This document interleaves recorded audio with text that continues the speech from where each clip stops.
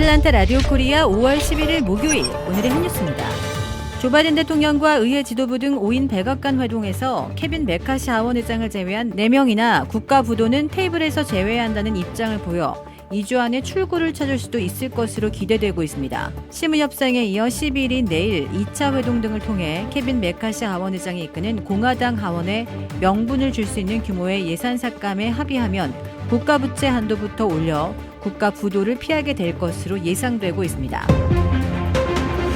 미국의 코로나19 공중보건 비상사태가 11일인 오늘 3년여 만에 종료됩니다. 이에 따라 그동안 무료로 제공됐던 코로나 진단과 치료 관련 조치가 상당 부분 유료화된다고 미 보건복지부가 밝혔습니다. 병원에서 진행되는 신속항원 검사는 $51, 유전자 증폭 PCR 검사는 $91 정도가 됩니다.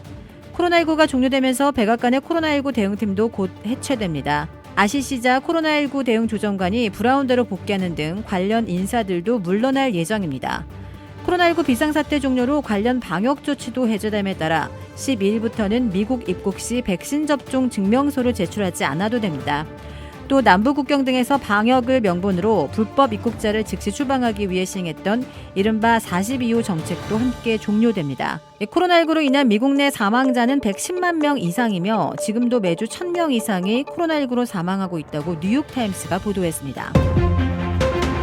아시아계 미국인의 절반 이상은 자신의 정체성과 관련해 자기 민족에 대한 뿌리 의식을 갖고 있는 것으로 조사되었습니다.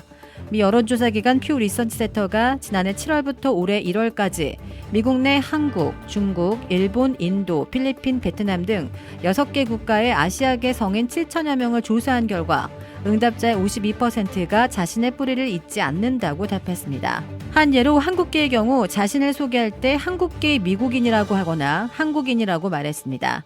흔히 사용하는 포괄적 명칭인 아시아계 미국인이라는 표현을 쓴다고 응답한 비율은 16%에 불과했습니다. 해외 도피 11개월 만에 몬테네그로에서 체포된 권도용 테라폼네스 대표와 측근 한 모 씨가 현지 법원에 보석을 청구하며 여권 위조 혐의에 대해 무죄를 주장했습니다. 권 씨 등은 현지 시간 11일 몬테네그로 수도 포드고리차 법원에서 열린 재판에서 코스타리카 여권을 적법하게 취득했다며 무죄를 주장했습니다. 두 사람은 각각 40만 유로의 보석을 신청했으며 법원은 아직 보석 여부를 결정하지 않았습니다. 다음 재판은 다음 달 16일 열릴 예정입니다. 권 씨 등은 여권 위조 혐의가 유죄로 인정되면 최대 5년의 징역형이 선고되고 이들에 대한 국외 추방은 형기를 마친 이후에야 가능해집니다. 앞서 권 씨와 한 씨는 지난 3월 23일 포드고리차 국제공항에서 아랍에미리트 두바이행 비행기에 탑승하던 중 코스타리카 위조 요건을 사용하다 붙잡혀 재판에 넘겨졌습니다. 시카고의 10대들이 귀가하던 20대 여성 경찰관의 금품을 빼앗으려다 총으로 살해해 경찰에 기소됐습니다. 어제 시카고 경찰은 시카고 경찰청 소속 24살 아리아나 프레스톤 경관을 총격 살해하고 달아난 10대 4명이 1급살인 무장 강도, 방화, 불법 무기 소지 등의 혐의로 체포 기소했습니다. 이들은 지난 6일 오전 1시 40분쯤 시카고 남부 주택가에서 프레스톤 경관을 총기로 위협하고 금품을 빼앗으려다 총으로 살해한 혐의를 받고 있습니다. 3년 전 경찰에 입문한 프레스톤은 당시 야간 당번 근무를 마치고 귀가된 길이었으며 제복을 입은 상태였다고 경찰 당국은 밝혔습니다. 경찰은 현장 인근 폐쇄로 TV 영상을 토대로 프레스톤 경관이 차에서 내려 집으로 걸어 들어가려 할 때 승용차 한 대가 다가와 멈췄고 그 차 안에서 운전자를 제외한 3명이 내려 접근하다 최소 2명이 총을 쐈다고 전했습니다. 이어 프레스톤은 대응 사격을 시도하다 얼굴과 목에 총상을 입고 땅에 쓰러졌고 용의자 중 1명이 경관의 총을 수거해 갔다고 덧붙였습니다. 지난 9일 열린 프레스톤 장례식에서는 수많은 동료 경찰과 주민들이 모여 애도를 표했습니다. 뉴저지주 호프웰의 한 주택에 운석으로 추정되는 물체가 떨어졌습니다. 지난 8일 오후 1시경 운석으로 추정되는 물체가 가정집 지붕을 뚫고 들어와 침실 주변에 떨어졌습니다.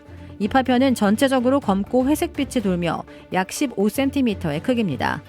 파편이 떨어진 침실에는 다행히 아무도 없어 부상자는 없었습니다. 집주인은 그냥 돌덩어리라고 생각해서 만졌는데 따뜻했다라고 말했습니다.